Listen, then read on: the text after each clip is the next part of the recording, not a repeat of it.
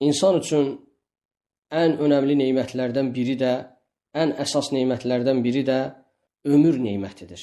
Və bu ömür insan üçün ən qiymətli nemətdir. Və insan bunun dəyərini və qiymətini bilməlidir. Həyatının qiymətini bilməlidir. Fikirləş, əziz müsəlman, neçə insanlar oldu, artıq vəfat etdi. Və onların vəfatı ilə artıq onlar yoxdular bu həyatda.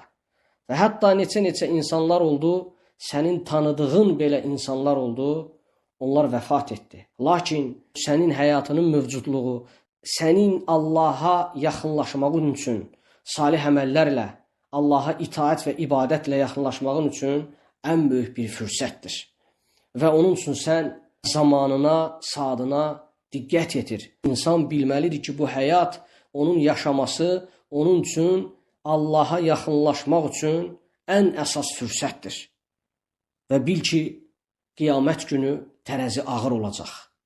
Bütün əməllər ölçüləcəkdir.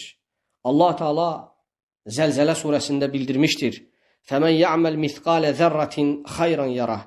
Kim zərrə qədər xeyir bir əməl edərsə, mütləq onun qarşılığını alacaqdır. Və mən ya'məl mithqalə zərratin şərran yarah. Və kim də zərrə qədər pis bir əməl etmişdirsə, mütləq onun əvəzini alacaqdır.